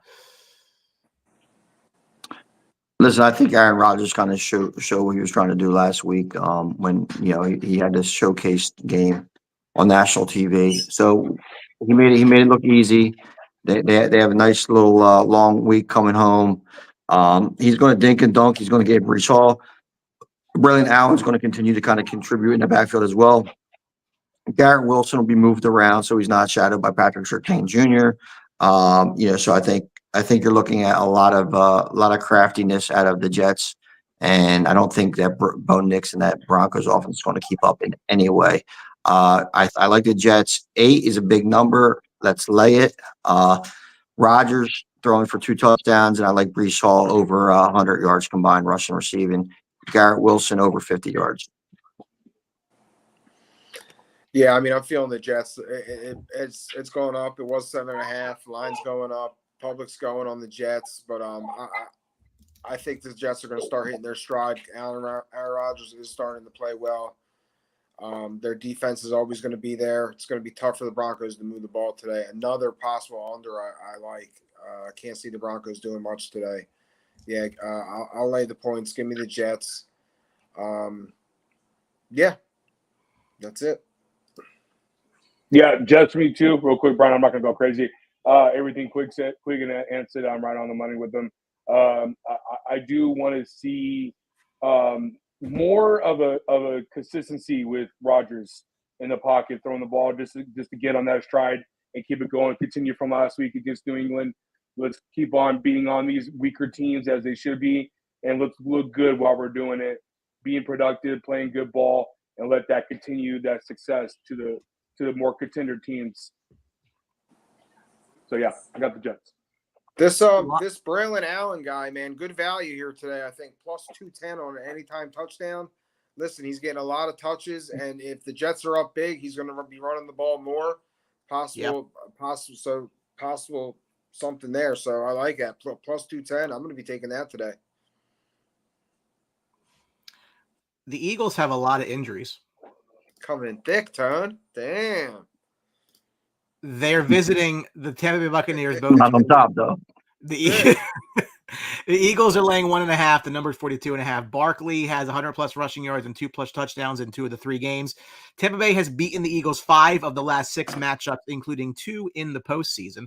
I don't think it goes all the way back to 2002, but I remember that one specifically. I'm sure you do. That You was wouldn't have to have the highlight of that, would you, Brian? I don't know if I still I was have there. that highlight. I was there, Brian. I don't think I still have that highlight. Think about unfortunately. I may that. be able to go. Rondé Barber is still running. Oh boy. My Joe favorite Douglas all-time is down the Buccaneer sideline. is Joey Rondé G. Barber. Okay. So look, no Oh, AJ it's Vita Brown, Vea. no Devontae Smith, no Lane Johnson. I think that's actually the most important of this one. I will say this. If Jalen Hurts needs a game where he can be the reason the team wins, it's going to have to be today. Unless Saquon just runs 100 times, which obviously is possible. But, my main criticism of Jalen Hurts is the fact that he has a really good set of players around him. I remember, I will say this probably all year. I watched the Eagles-Packers in week 1 when they were in Brazil, and they had their NBC intro of the players, and I'm like, geez, I think Jalen Hurts is the worst player on their offense. That's how good their offense is as far as, star power and everything else. Tampa coming off a loss. Eagles coming off a win. I think that all of this to me leads to Tampa winning this game. I don't know why the Eagles are -1.5, but that scares the hell out of me because I feel as though it's a scary number. I just don't like it, but I think Tampa wins the game. I don't know. Tampa really regressed last week. They did not play well. I know they're also banged up. They have some key injuries. Yeah, the history with Todd Bowles and Jalen Hurts is real. I mean, he's really shut Hurts down every time they played. But then we find the Eagles are favored. I'm gonna take the Eagles. I think offensively they're fine, even though they're missing Lane Johnson, and they're overcoming that and turnovers, and their offense is rolling. I think they're still like number 1 in offense in the league. I'm not concerned about that. I think their defense really showed up last week against the Saints, surprisingly. The 2 Georgia boys inside really dominated the game. And if they play like that consistently throughout the year, I think the Eagles are going to be fine. So I'm going to go with that. I think the Eagles are going to shut down Baker today, and I'm going to take the Eagles today. Give me the Eagles -1.5. Yeah, I'm on the complete opposite end. I think Tampa Bay is going to absolutely have a game today defensively. I mean, you have no Devontae Smith, no A.J. Brown. Just focus on Dallas Goedert and focus on Saquon Barkley. Do the best you can to capitalize on those 2 defensively on the front and then in the corner secondary side of it. Tampa Bay, otherwise, man, I think we're going to see a lot more Bucky Irving today. Maybe Will Rashad White in running situations. I'm taking the over on Jalen Hurts rush yards. And, I think that Tampa Bay is going to not take this team lightly like they did last week against Denver. And I think the game plan is going to be set. Mike Evans is going to have a big game. And I'm going to go with Buccaneers over here on going 3-1. I like the Bucks today as well. I think the last playoff series that they took care of, not series game, where the Bucks took them pretty easy. And what the Eagles did last week in shutting down the Saints was, they stopped the run first. Tampa isn't a run first team. They sprinkled a run in here and there with White and Bucky Irving, and that's fine. I think what their biggest thing is they're going to. Bruce said Mike Evans. I think Chris Godwin's the one who has the big game on the offense today. I mean, he's playing out the slot more. Eagles can't defend the slot to save their life. I think it is going to be entertaining. I do like the over 42.5. I'll give the Eagles fans a lot of credit who made it down there. I know a lot of people went down there this week. Yeah. So, I'm not going to say I was cheering for the Hurricane on the way down, but at least they got down there, so good for them. And Tampa's a fun place that I found out a few years ago. So I think they went down there, they survived the Hurricane all for nothing. I think the Bucks win. I do like the over in this game as well. Goddard has another big game. Saquon has another big game, but I just think that the Tampa Bay offense, and what Baker's going to be able to do, I think they're going to be the difference. And caveat to this game is Devin White, big free agent signing for Eagles, doesn't even make the trip. They didn't even let him go back to home and see Tampa, which been What a a disaster. huge, He's huge bust. he's this year's Rashad Penny for them. They love getting guys that like were kind of relevant somewhere He's else. cheap though. That's what they do. They get him on the cheap. They could pay us the same. We're closer to him than he is to his team. I mean, they could have paid us the same amount of money to sit home as they're paying him, right? Bryce, He was awful in Tampa. You know, if you ask any Bucs fans besides probably Mike Galletta, because he don't know his asshole from his elbow. Devin White's been horrible. So they signed a horrible player and he's not even playing. So it'd be interesting to see. Which is crazy because he was one of the main highlight heroes in their Super Bowl. Yeah. The guy was a mastermind in coverage against Kelsey. And so it's crazy how he dipped in production. It's not though, because he was a mastermind in coverage against Kelsey. He was phenomenal. But once those injuries pile up and you can't do the things that you're used to doing, it doesn't matter. It doesn't matter if you know the guys, doing an 8-yard curl or doing an option route or anything like that. It doesn't matter if you can't defend it physically. And he just doesn't have it physically anymore. Phenomenal year in Tampa, phenomenal career in Tampa, and I'm glad the Eagles wasted money on him. Bryce Huff has fewer tackles than Jalen Hurts. That's another thing. So that's crazy. This whole Hassan Reddick thing has not worked out. I mean, they don't even want him back, which is fine. The Huff thing, though, was a bit of a leap of faith. They can't get to the quarterback.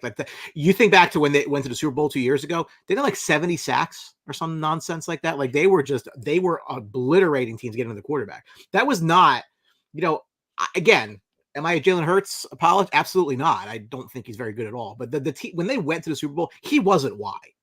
That team was really, really good, and he was a passenger on that train. But you got to give him credit though, because he was a passenger, but he also didn't derail the train. Sure, that's fine. You got to understand that too. So I mean, he did the thing. He did the things to win. He was an offensive weapon to win. I think. Listen, at the end of the day, the person who's been derailing the Eagles train since they went to the Super Bowl a year ago, and the issue they have, that's Sirianni. So I mean, so that's the issue right there. He is a big idiot. It's going to be real hot. And speaking of big idiots, that security guard that tries to be in every damn fucking shot. What a fucking Big Dom. And the way people in the Philadelphia area suck him off is pathetic. Crazy, he's pathetic. Like he's a fucking soprano wannabe. He ain't even that big. He ain't even that big. Annoying. He's so annoying. But that's such an Eagle thing, isn't it? That is so on brand. It's so Eagle. It's on brand. I mean, they'll suck off Rocky. They'll I mean, he never, I mean, now their favorite football player is Big Dom. And let's not forget that friggin' fraud that Marky Mark played. I mean, come on, stop. I mean, next thing you know, you're Vince Papale. Absolutely. Vince Papale. Fraud. Absolute fraud. The only thing that would be more on brand is if Rudy was drafted by the Eagles. That would be on brand.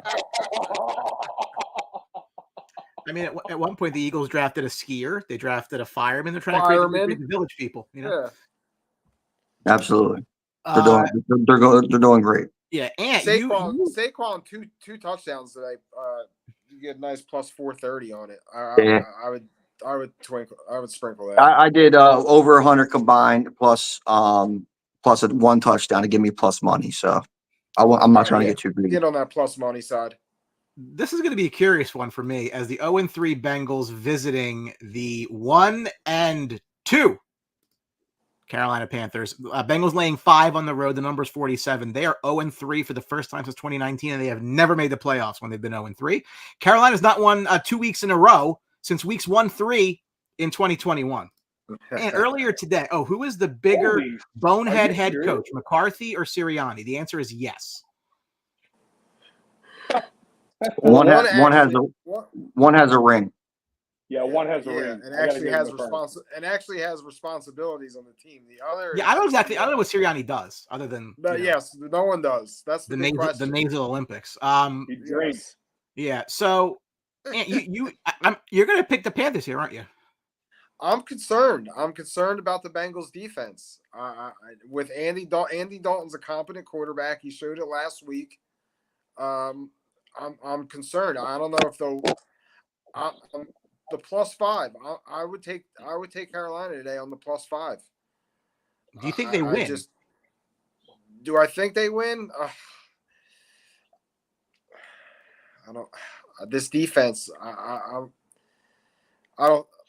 I'm not going to say they win. I'm going to say I like the +5 today at Carolina. I'm concerned about the defense. What I'm seeing, I think Chuba Hubbard could have a big game today. I expect to see him in the end zone. I actually like the over in this game. I think there's going to be points scored.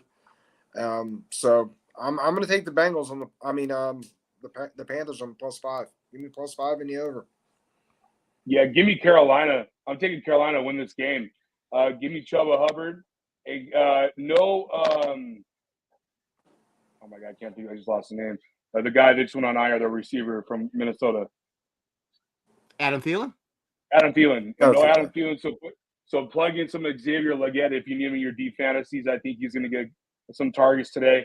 If you need a deep receiver to plug in, I like Carolina a lot in this game, boys. I think it's going to be a high-scoring game from both sides. But yeah, I'm leaning on Carolina. I'm with you, Ant. It's kind of hard picking Carolina because it's just the Cincinnati Bengals in general. But that defense of Bengals, I do not trust, and I actually trust the Panthers defense a little bit more. I'm going to go Carolina here, boys. You can go 2-2 and shock the world. It's weird when you actually put a competent quarterback in there in Carolina. And all of a sudden, you have a running game. Miles Sanders has a revitalization. Chuba Hubbard actually looks decent. Deontay Johnson, their big offseason signing, came to life last week too. And yeah, Xavier Legette might have some plays and be utilized properly now that they have a guy who can pull the trigger. Yep. I'm gonna go with Cincinnati though. I just think that there's too much pressure on him. Joe Cool needs to step up. T. Higgins is healthy. I think Zach Moss gets a tutty, has a nice little combo game. And I think Jamar Chase goes off. I just think this is more of the team that we saw in week 1 in the Panthers than we saw last week. Although I think, and you said you like the over in this game. I do think there's going to be some points scored. And I'm not laying the 5 though. I just think Cincinnati is going to win because I think the Panthers are going to show some fight. But I think ultimately, the Bengals pulled us out. Listen, I don't think the Bengals offensively has not looked bad the last 2 weeks. I mean, look, Kansas City was a tough game. I mean, I think that their defense couldn't stop. Jaden Danielson put a really, really nice game against them the other night, right? I don't think it's an offensive problem. I just they have so much talent offensively for me to think they're going to lose this game. They're going to have to win. They're just going to have to win shootouts. That's what these Bengals games are going to be. They're going to be games that are going to be high-scoring games. A lot of it. Yeah. I'm almost sad that I stopped selling drugs if I knew Sirianni was going to be the coach. I think the Bengals absolutely need to win this game today, right? There's no way about it. Like now, if you lose this one, they're done. They're not come back from 0-4. Has there ever been a team that started off 0-4 that made the playoffs? Great question. I'm going to find that out. I forget the Cowboys record when Emmitt Smith held out, but it was close to 0-4, 1-3, 0-4, 1-4. So you should be embarrassed. The only team ever to be 0-4 and make the playoffs was the 1992 San Diego Chargers. Super. Really?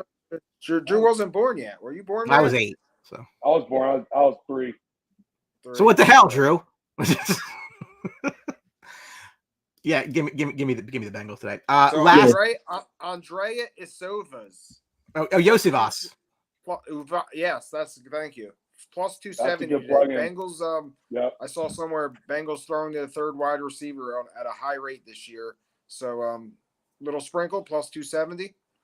That's a good sprinkle. I think the ball's he's been sneaky. He's been a little productive this year. Yeah. Him and Gesicki. Gesicki is the last Dolphins tight end catch a touchdown, by the way. True story. Last 1 p.m. game is in the AFC South, and the Jags 0-3, the Texans 2-1. They're laying 5.5, 44.5 is the number. Jacksonville's defense ranks bottom 5 in scoring. That's not surprising. That's kind of on brand for them. Houston is 10-2 against Jacksonville since 2018. That's the best record versus any opponent of theirs over that span, but I missed something, so I have to go add it. It's been a tough start for the Jaguars. I don't think they win today.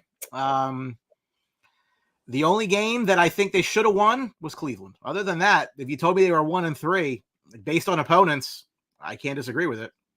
Regardless of what your opinion is, anything else, I just think you can lose to Miami, you can lose to the Bills, you can lose to the Texans. So that's just kind of where they are right now. I don't think they win today.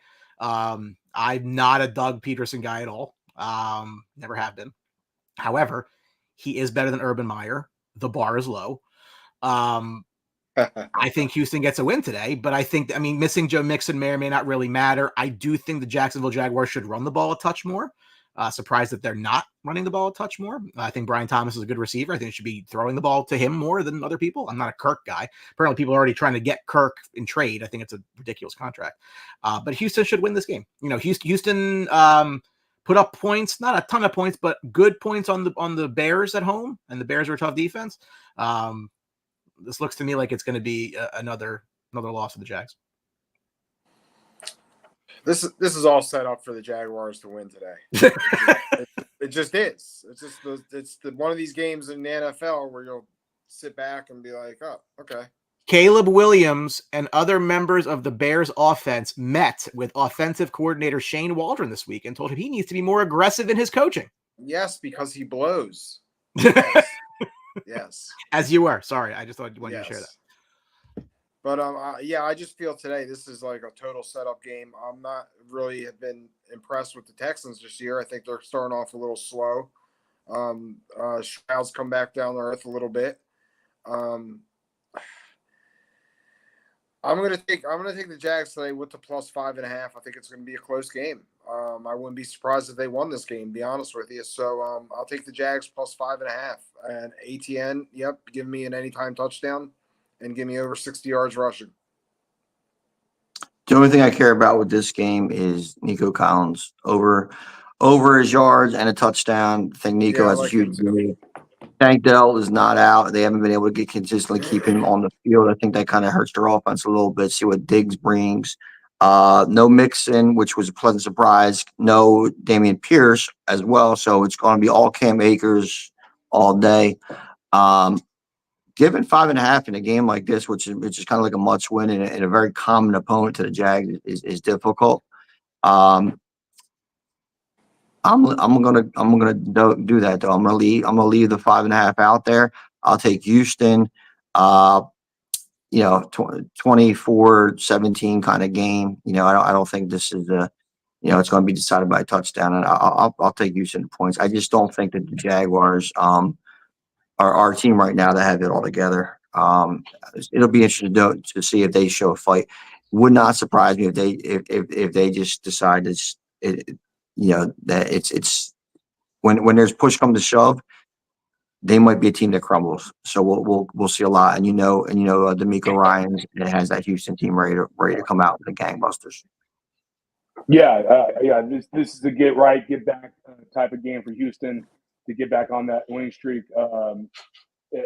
I'm with Tone. I was going to say I'm with Quig on Nico Collins. No Tank Dell. Dalton Schultz really hasn't been that much of a factor. This has been all Nico all year. It's going to be another big-time game for him today. And Jaguars side, I'm not really feeling great about anything. I think it's going to be a rough game for Trevor Lawrence and company. ETN has got to get going. They got to give him more than 11 carries. Get him involved in the offense to even have a shot in this game. I'm going to Houston here to get back right 3-1.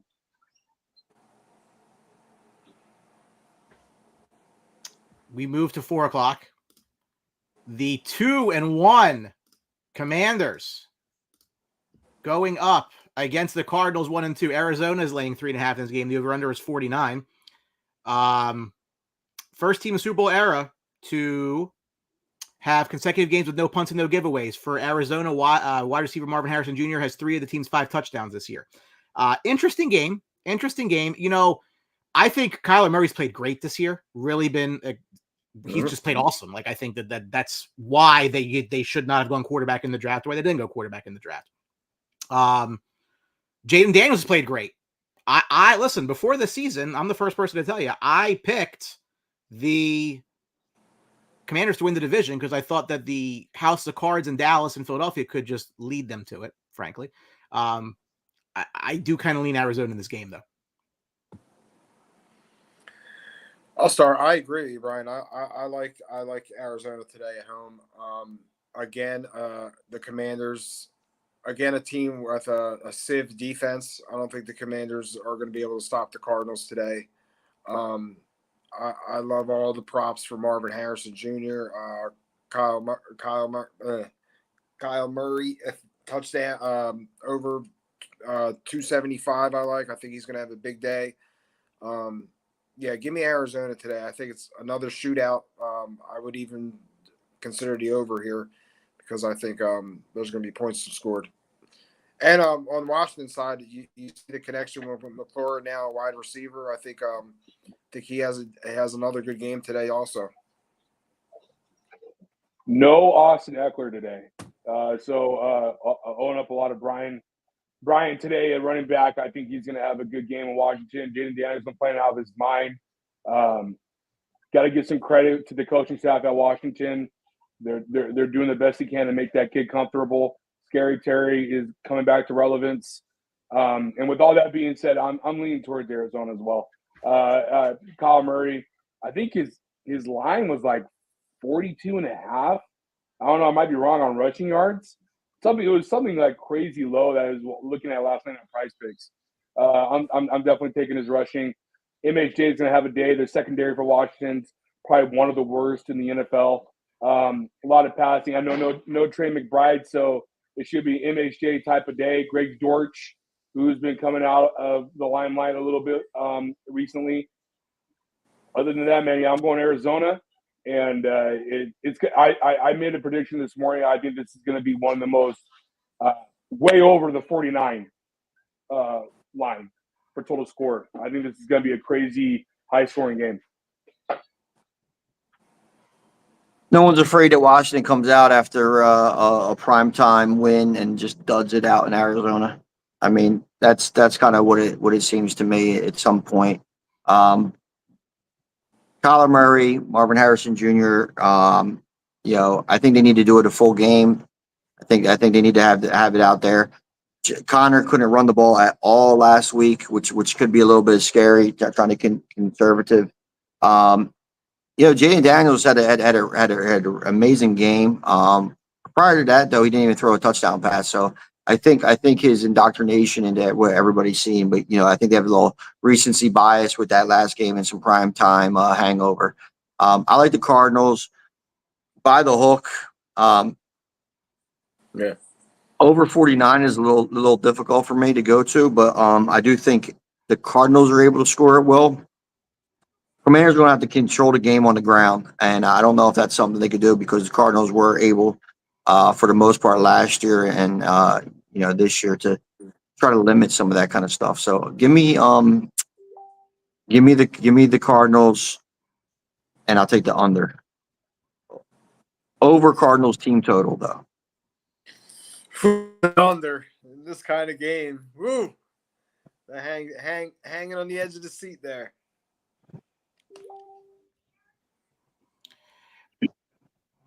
Oh, but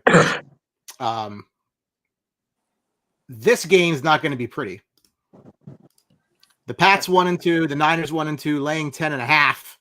41 is the number. The Pats are averaging 13 points per game. Only Miami is worse. Jennings became the third Niner ever with 175 plus receiving yards and 3 touchdowns in a game in the Super Bowl era. Tony, I mean, again, this, the whole thing that pisses me off about McCaffrey is like nobody knew anything.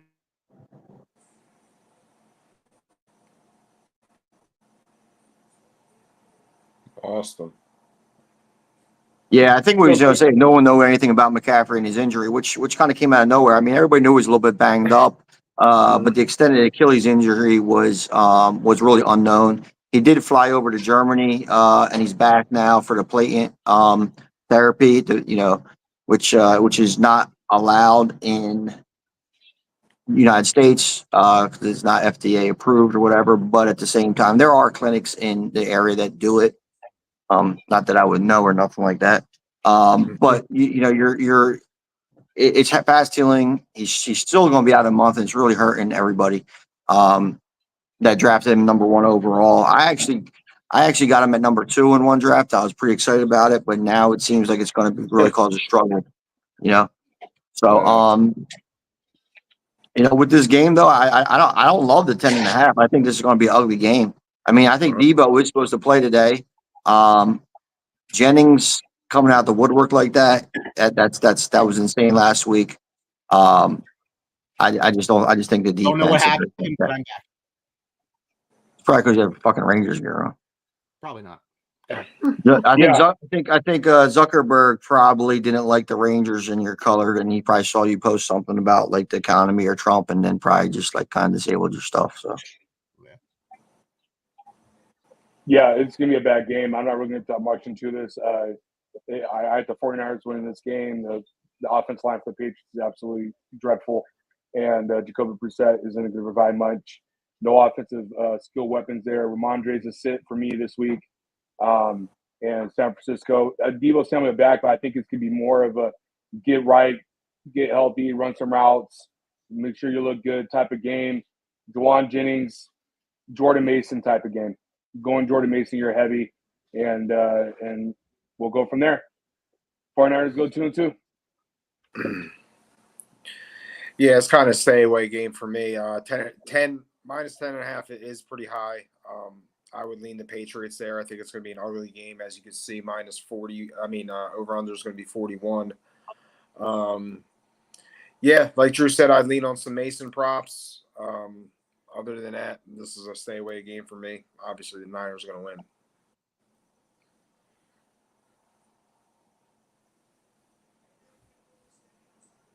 I don't even know what I missed. When you missed, I jumped in a little bit about the McCaffrey injury, how he went over Germany, came back, that kind of stuff, how, fantasy owners everywhere are still trying to recover. So I think we're good to go, though. Next. Okay. Niners win big. The 1 and 2 Cleveland Browns visiting the 1 and 2 Raiders, laying 2.5, 36.5 is the number. Cleveland for Watson has no games with 300 plus passing yards in Cleveland. Crosby leads the NFL with 93 tackles for loss since 2019. Wow. Yeah, and you have no Devontae Adams, so it's a little bit difficult for the Raiders to score, but it's still the Browns. This is a weird game, really. The Raiders can't get the running game together. Now Adams isn't there. Brock Bowers should have a huge day today against that Browns defense. I think ultimately it's going to come down to Raiders defense. Raiders have with that pass rush, as you see with Crosby, I think he shakes up Watson, makes an error here or there, and I think you see some little Minshew magic. And Quick, Crosby's not playing today. Who's that? Crosby's out. Is he out today? Oh, okay. I wasn't sure. I haven't got the 4 p.m. Well, then that might change a little bit. So I think if whatever team could establish the running game, then if the Browns could get anything out there, I think they could do it. But I still like Brock Bowers. I'll still take the 2.5 by the Raiders at home. Yeah, I'm with Quig here, Brian. We talk about terrible tight end play in fantasy. Yeah, Brock hasn't been one of them. He has not. Brock has been exceeding those expectations. A lot of fears and trepidations was that double tight end set because they had I can't is it Mayer, right? It was Mayer. Michael Mayer. Yeah, he's out. Yeah, he's out. So I wish I could go back and do my draft over and go with Brock because man, right now that price looks so good draft ADP wise. But yeah, I'm going Browns just because the lack of firepower on the offensive defensive side for the Raiders. They look miserable, especially last week against the Panthers. Gardner Minshew, the issues with Antonio Pierce saying players are making their own business decisions and not making it about the team. Guys don't want to tackle, especially that corner they highlighted in ESPN the night of. He didn't make one tackle, tried to go away from it. I forgot his name. Yeah, when you got players like that making those type of decisions, Brian, you got to. I ain't trusting that culture. So let's go Cleveland Browns here, going 2-2, and just because of that default, and no Max Crosby, that just destroys any chance of pressure or sacks. Isn't that concerning? People make. I mean, just that whole quote, that whole thing, like that's just not conducive to pro football at all. No, I'm really curious to see how the players respond to their coach calling them out like that. So I'm gonna take the Raiders today. I think that they're gonna come out and respond for their coach. I think they really I think they buy into what he's saying, and then they get back on track. So yeah, give me the Raiders. Give me the Raiders and Brock Bowers anytime touchdown. I agree. I think he's going to be a big part of the offense today. Brian, question to the panel. I know we talked about trades earlier. Would Devontae Adams be a trade candidate with his contract? Well, now he's out. No, I'm talking about trade, just trading. Could he be a candidate, or does that hurt the Raiders? Contract-wise. Oh, I don't know about cap-wise. I don't think they really care at this point. To be honest with you. Okay. I don't know if that really matters. I think he could be a trade candidate for teams that want, because he's a guy that wants to be winning, obviously, but of course on a contender. They're going to start getting phone calls for sure. They have. I think so too. What's the long-term deal for Raiders playing for their quarterback? They don't have him. So why have a number one receiver like Devontae Adams? For when they had Derek Carr there before Adams came, they paid no interest into the quarterback position or anything like that. I mean, wide receiver position. He's not needed. He's a luxury at this point, and it's just whatever they can get for him, get for him. But quick, I know it's a different management system, right? But it doesn't make sense to get rid of Carr. At that point in time, you had no successor. So it just didn't make any sense to me whatsoever to get rid of him. No, it absolutely didn't. And especially in an election year where Derek Carr seems to always play well, so it's a very weird combination of things to go. But it's the Raiders. I think maybe the Raiders were hoping that the Cowboys let Dak slip through and try to make a big splash in free agency like that. It's still something they could try to do next year, but I just think I think that they just caught without really a plan after they let Carr drop. Yeah, and they hold it, and it kills the whole vibes with Adams, because that's the reason Adams went there. So, yeah, I would if I was Adams, I never would have stepped foot on the football field for the Raiders again. I completely agree. Yeah, I mean, it killed. The other thing too is, I mentioned Dak real quick. Is that's one of the reasons why you got to be careful with what you ask for. If you didn't want Derek Carr, and Cowboys let Dak go, you might wind up with Gardner Minshew and some of these other things. So you have to have a plan B when when you're talking about letting a quarterback go. We got about 10 minutes, so I want to run through these games a little quick, but I want to give the floor to Drew for his Chargers, who are 2-1 with their arch nemesis coming in 3-0. The Chiefs, who are laying 7, 41.5 is the number. Mahomes is one of 5 quarterbacks to win 77 games or more in a 100-game span at any point in their career, joining Tom Brady, Peyton Manning, Joe Montana, and Steve Young. Very good names. However, Harbaugh 2-0 against Reed all time. How about that? Oh, he's going to have his loss today. Chargers. No starting tackles are playing today. They're both out. I don't know why I respect him for playing, but if it was up to me, I would advise him to sit, have 2 weeks off, heal up that high ankle injury. But I give him credit where credit is due, being a Warrior and wanting to play and all that, dude. That's much respect to him. But other than that, man, this is going to be not a fun game to watch as a Charger fan. But you know what, dude? 2-2 going to the bye, B500. It could be worse. So I'm okay with that. I'm a little bit more disappointed last week with the Steelers game. But overall, dude, like it's going to be a weird game, but I think this is going to be a get-right game for Travis Kelce and Patrick Mahomes. Kelce needs that game to get going, and I think today he's had career days against the Chargers historically, and I think it's going to happen again today, unfortunately. But I give the Chargers a long shot to do something here, but otherwise, man, this is the Chiefs' domination of the type of day today. They'll go 4-0. It sucks, man, because of injuries. I hate it. It feels like no matter what coaching staff comes in, we always deal with injuries to our big players. No Bosa today. No, I mean, no Slater, no Alt. It's just it's rough, man. It's just rough, but it is what it is. Nothing you can do about it. Can't control it. So I'm going Chiefs today, boys.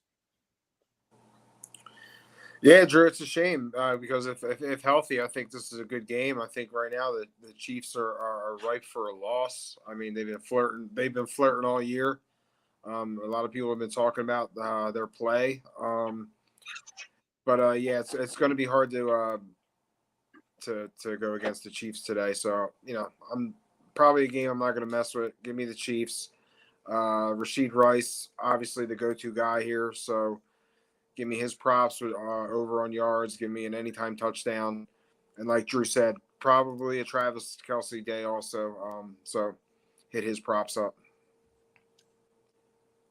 I'm gonna disagree with how you guys are getting to the solution, but I'm agreeing with the same answer. I think the Chiefs win this. I think that that they're able there. But you know what? I don't think Travis Kelce has a day. I don't think Travis Kelce has it in him to have a day anymore. I think he's a shade of what he. I think not even that. I just think physically, I think he's a shade of what he was. I think they have much better options with Rashid Rice and Worthy and even guys like Steele that want to kind of be out there. Seems like I just don't think Kelce has the ability to get open. So Noah Gray, Quig. Noah Gray's good. And Watson. Yeah. So I think that Travis Kelce being a factor in this win today, I think that might not happen. But Chiefs still pull it out. Drew already listed the comedy errors and I'll say the San Diego Chargers still have. I'm gonna go slightly. It's why me and Quigger boys, dude. I'm going to go slightly out of order here because I think we have nothing to say about this game other than it's just there's a really good thing that there's 2 Monday night games because no one's going to watch this. The Monday night schedule is an absolute joke. Where's the Sunday night game? We're going out of order for a minute because this game we're going to go through in 30 seconds because nobody cares about this. I would just jump on some H-Hand stats here. I mean, H-Hand rushing, H-Hand receiving. Yeah. Love it. That's it. There's really Tennessee hasn't scored 30 points in 38 games in a row. And that's the longest streak in the league. 3-0 Seahawks, 2-1. Detroit's laying 3.5 here. Seattle 6-0. Their last 6 against Detroit, including the playoffs. Goff 6-2 in prime time since trade to Detroit. This I think is where Seattle loses. I think that the Lions find a way to win this game. Kenny Walker's back. It's going to change the dynamic of the Seahawks running game. The Lions are supposed to revert back to their traditional offense. Sam Laporta is playing, so that's positive for the Lions. I'll take the Lions at home, prime time. Buy the hook down to 3 over, and buy that hook down over 46. I'm big on Seattle's defense this year. I think they're a very good squad. I think they match up well here with Detroit. I may sprinkle Seattle on the money line, but I like the hook. I'm going to take Seattle with plus 3.5. I think this is going to be a really good game. Give me Seattle plus 3.5. Last but not least, the Sunday night game. Drew is. I'm sorry. Go ahead. No, it's okay. You're good. Well, this is the game I think we want to talk about, which is Buffalo and Baltimore. Baltimore's winning 2.5, 46.5 is the number. Josh Allen's 1 touchdown away through the air from being the second ever. 175 through the air, 50 on the ground, joining Cam Newton. Both Derrick Henry and Lamar Jackson are top 10 in rushing right now. This is a game I think the Ravens really need, and that's why I kind of lead them directions. That's why I picked them to beat the Cowboys last week, because I think they really need the win here. It's going to be a really good game, though, but I kind of like Baltimore. I'll go. I agree, Brian. I like the Ravens tonight also. I think what they're going to do, the Buffalo, is just run straight at them, just like they did to the Cowboys. I think that's gonna be the game plan. I like Derrick Henry props, obviously, in the end zone. I also like Zay Flowers props today. I think and I think the Ravens are probably one of the best teams in the league. I think they just have to get their defense going. I know they got a new defensive coordinator. I think once they get that defense matched up with what they're doing offensively, I think the Ravens are going to be the best team in the league. So give me the Ravens tonight, -2.5 at home. I'll take that. Yeah, I'm going Bills tonight. Brian, I think this is going to be, like we said earlier, this is going to be the game where, okay, Josh Allen, what do we got? What we got here? Because this is going to be, I think this is going to be their first true contender. I know that they're 1-2, but they're still the Baltimore Ravens. There's still a respect on that franchise. They've been very close games. They lost in all 3 weeks. I think the Raiders game was a joke. I consider that a facade. But overall, I think this game tonight for Josh Allen is going to elevate him to even higher standards in the MVP. It's between him and Sam, but I think he might go above Sam here in this game tonight. And it's I think he's on this tour where it's like Diggs possibly was the issue, was the big cancer, and now this team looks great. That's why I'm waiting to hold out on it to see if he beats these contenders. Because if he beats these contenders, then we can use that philosophy and use that statement that I just said. It has some true meaning to it, has some merit to it. But until he beats a contender, the question's still out to see if Josh Allen can be that type of quarterback in the big games. That's the biggest thing I'm looking at tonight's storyline for Baltimore side. I don't think Derrick Henry is going to be able to do much against Buffalo. It's going to be Lamar. I'm taking his rushing over. And Zay Flowers didn't have a big game last week, boys. I think Zay Flowers needs to step up tonight and have a game. Mark Andrews and Isaiah Likely goose eggs last week. Something's got to figure out. If we're running double tight end sets, what are we missing here? Something's got to work out. I want to see what the offensive game plan is going to be tonight for Baltimore on the passing side. But other than that, man, Shakir has been an absolute godsend for Buffalo, and Dalton Kincaid got a little bit of attention last week. But James Cook has been an absolute godsend as well for Buffalo. He's been killing it. I'm excited for this game tonight. As you can tell, it's going to be a great game. This is definitely one of the games of the week that I'm looking forward to watching. With anytime you have Josh Allen facing off of a quarterback like Lamar Jackson, it's going to be a lot of fun. I think this game flow is going to be the key.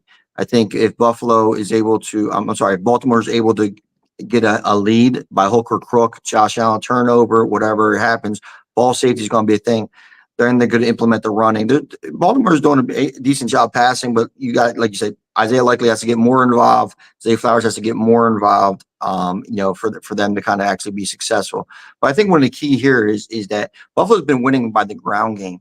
Okay, that's why everything is successful. They're running the ball against James Cook. So if they have to, whatever team really and gets the lead is going to be able to dictate tempo, be able to dictate pace, eliminate the running game from the other team, which has really been their strengths. So I'm going to take Baltimore. I'm going to take them at home. I think they'll make one more electric play than Josh Allen and the Bills. And give me Baltimore at home, and I'll lay it 2.5. But I will say this. If the Ravens lose this game for the same reason the Bengals are now, like the Ravens could win their division. Like this is not like, again, if Pittsburgh's gonna fall off. I think that we all agree on that, right? So the Ravens now they'll have played Kansas City and they lost to the Raiders. That shit happens. They beat Dallas and they may lose to Buffalo. And that's not exactly an easy start to the season, right? It's like 2 of your losses come against 2 of the better teams in the league. Like that happens. So like I don't think if you lose this game, you all of a sudden you're out on Baltimore. I don't think so at all. No, I agree. No, I mean, there's no make or break game in week 3. Let's get that out the way. But it's still a primetime game that you want to win. Yeah, when two teams of their caliber play each other, I mean, it's always a big game. Just this. Went a little bit over today. We had some tech issues. That's okay. That can happen. On behalf of the boys, thank you for watching the show. Make it a profitable Sunday. Hope your fantasy teams all win for you. And I think Drew's getting back on as we're wrapping up. Any last words? Yeah. My last thought is a baseline jumper question. Quig, how do you 1 through 5? How's that trade for you? Corey? The Towns to the Knicks. Towns to the Knicks. Towns to the Knicks. Towns to Knicks. Well, I think the Knicks are. I got you now. I think the Knicks and the culture that they've been hearing, and how they were successful last year.